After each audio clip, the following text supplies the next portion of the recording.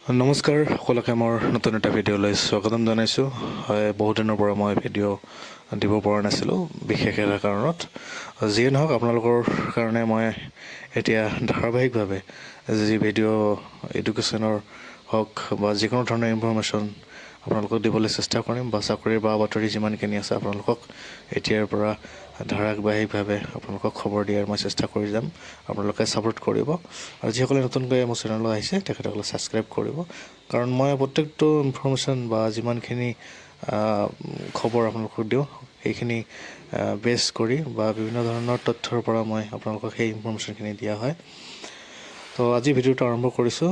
আপোনালোকৰ যিসকল BTC কেণ্ডিডেটে LP UPৰ যি ভেৰিফিকেশ্যন বা যি মেৰিট লিষ্টৰ কাৰণে অপেক্ষা কৰি আছিলে চাকৰি এটাৰ কাৰণে, যিহেতু আমাৰ BTCৰ যি আগৰ গভমেণ্ট আছিলে, সেই গভমেণ্ট থকা অৱস্থাত যিহেতু যি মেৰিট লিষ্ট পাব্লিছ হ'ব লগা আছিল LP UPৰ, সেইটো মডেল কোড অফ কণ্ডাক্ট লাগি যোৱাৰ কাৰণে সেইখিনি নহ'ল, আৰু তাৰ কাৰণে যি ৰিক্ৰুইটমেণ্ট প্ৰক্ৰিয়াখিনি সেইখিনিও কেঞ্চেল হৈ গ'ল বা নিযুক্তি প্ৰক্ৰিয়াৰ পৰা বাদ হৈ গ'ল। তো যিহেতু নতুন গভমেণ্ট আহিলে, নতুন গভমেণ্ট অহাৰ পিছত যিহেতু যিখিনি ৰিক্ৰুইটমেণ্ট আগৰ গভমেণ্টে কৰা নাই বা হোৱা নাই কমপ্লিট, সেইখিনি টোটেলি আমাৰ নতুন যি গভমেণ্ট হৈছে BTC, তেখেতসকলে এই ৰিক্ৰুইটমেণ্টখিনি বা এই গোটেই প্ৰক্ৰিয়াটো টোটেলি বঞ্চিত কৰিছে বা কেঞ্চেল কৰিছে। তেখেতসকলে নতুনকৈ আকৌ ভেৰিফিকেশ্যন কৰিব বা নতুনকৈ পৰীক্ষা অনুষ্ঠিত কৰিব, তেনেকুৱা ধৰণৰ পৰ্যায় তেখেতসকলে আৰম্ভ কৰিছে। আৰু সেই মৰ্মে আমি দেখিবলৈ পাইছোঁ যে LP UPৰ যি মেৰিট লিষ্ট অলৰেডি ৰেডি হৈছিলে বা ৰিজাল্ট পাব্লিছ হ'ব লগা আছিলে, এতিয়া NISৰ কিবা এটা খেলি মেলিৰ কাৰণে সেই বস্তুটো যিহেতু নহ'ল। যিয়ে নহওক, যিসকল কেণ্ডিডেটে চাকৰিৰ LP UPৰ কাৰণে বহুত দিনৰ পৰা অপেক্ষা কৰি আছিলে, তেখেতসকলৰ কাৰণে এটা ভাল খবৰ আহিলে যে 17 জানুৱাৰীৰ পৰা 20 জানুৱাৰীলৈকে আপোনালোকৰ ডকুমেণ্ট ভেৰিফিকেশ্যনখিনি হ'ব। আপোনালোকৰ এইবাৰ মানে দুবাৰ কষ্ট কৰিব লগা হৈছে।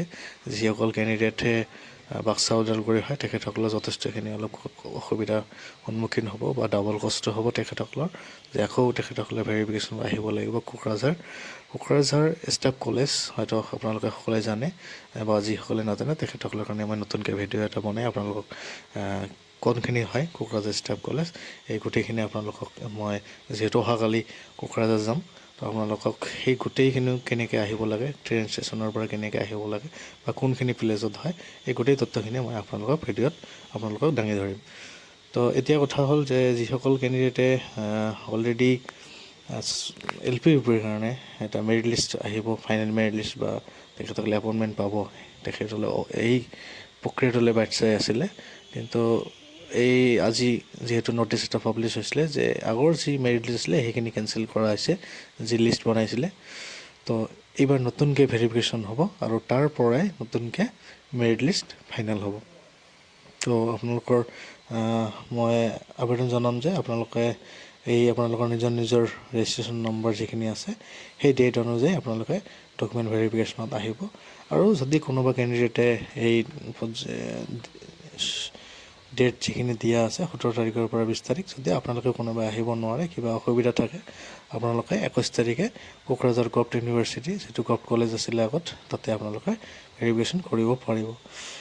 এতিয়া আহোঁ যে ইমান দিনে এই নিযুক্তি প্ৰক্ৰিয়াখিনি কিয় পলম হ'ল, কাৰণ আপোনালোকে সকলোৱে জানে যে ইলেকশ্যনৰ কাৰণে সেই বস্তুখিনি অলপমান মডেল কোড লাগি গ'ল, নতুন গভমেণ্ট আহিলে, তো এইখিনি প্ৰচেছ অলপ সময় লাগে।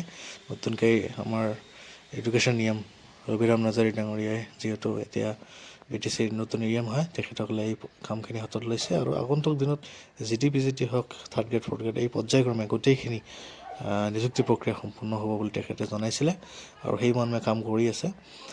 তো আপোনালোকে বহুতে ভাবি আছে যে যিহেতু এপ্ৰিলত ইলেকশ্যন, বিধানসভা ইলেকশ্যন 2026 আহিছে বা হ'ব, তো তাৰ আগে আমাৰ LP UPৰ নিযুক্তি প্ৰক্ৰিয়াখিনি সম্পূৰ্ণ হ'বনে নাই, তো আপোনালোকে চিন্তা কৰিব নালাগে।